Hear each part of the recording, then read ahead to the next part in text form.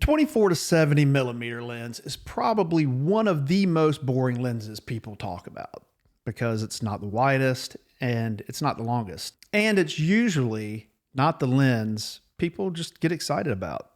But when I'm filming events, traveling, shooting cities, covering people, or walking into a situation where I don't know exactly what's going to happen, this is usually the lens I want on my camera because boring is not always bad. Sometimes boring means reliable. And when you're shooting something real, reliable matters. Now at 24 millimeter, this is where the lens gives you the world. This is where I can establish the space, the city, the crowd, the room, the event, the environment around the subject. And that matters because if everything is tight, the viewer never really understands where they are. A wide shot gives you that context. It tells people this is the world we're in. For travel, that might be a street, a skyline, a restaurant, a beach, or even a city block. For events, it could be the crowd, the setup, the stage, the cars, an activation, or the venue. That 24 millimeter side is what lets me say, here's what's happening. Here's what it feels like. Here's the scale. And for most real situations, 24 is wide enough to get the job done without feeling too distorted.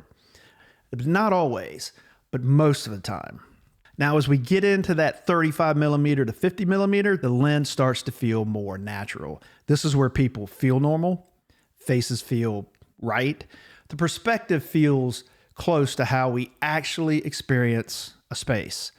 For me, this range is great for walking shots, quick portraits, behind the scene moments, conversations, street scenes, and anything where you want the viewer to feel present without the image feeling exaggerated.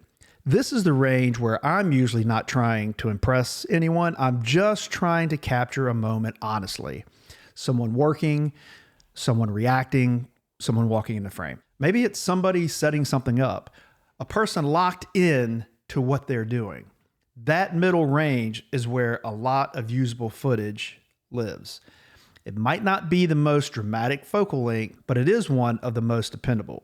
And dependable footage is what saves you in your edit. Now let's go into 70 millimeter. 70 millimeter, this is where it gives you separation. This is where I can start picking moments. A reaction across the room, a detail on a car, maybe it's hands on gear, someone's face in a crowd, a product shot, a sign, a texture, a moment I don't want to physically walk into. And 70 millimeter gives you just enough compression to make things feel cleaner and more intentional. It does not completely destroy the background. Does not isolate like a 135 might, but it gives you enough reach to clean up the frame and make the subject stand out. That is a big deal at events because events are messy. There are people everywhere, signs everywhere. There could be cables, trash cans, random backgrounds, bad lighting, things you don't want in the shot. And being able to zoom in and clean up the frame without changing lenses is huge. That is where the 24 to 70 starts to make sense. Now, why does it work for events? Because the biggest advantage of this lens is not just the focal range, it's speed.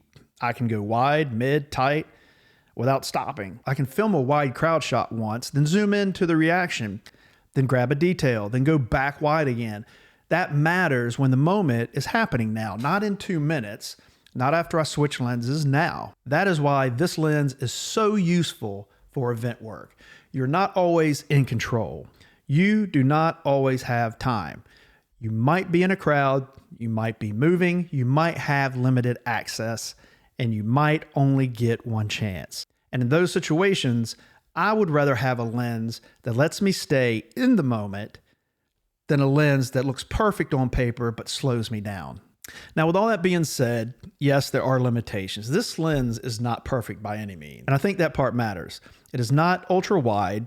If you are in a tight room or trying to get a massive interior, 24 millimeter might not be enough. It isn't long enough to telephoto. If you're far from a stage or trying to shoot action from a distance, 70 millimeter may not get you close enough. And it's not going to give you the same look as a fast prime, let's say. A 35 1.4 or 85 1.2 can give you a completely different feel. More separation, more character, more low light ability. So no, the 24-70 does not replace everything, but it covers a lot. And that is the point. Now, should you buy this lens? Well, if you're just starting out and you want one lens that can cover a lot of situations, a 24-70 makes sense. If you shoot events, it makes sense. If you travel, it makes sense. Film people, locations, products, crowds, behind the scenes, and unpredictable moments, it makes sense.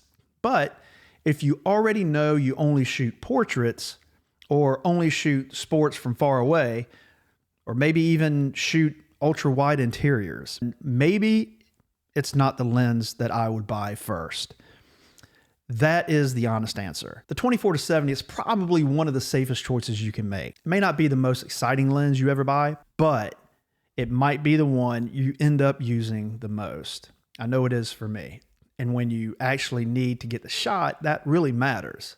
So remember that when you're purchasing the lens, it really depends on exactly what you depend on shooting. See you in the next one.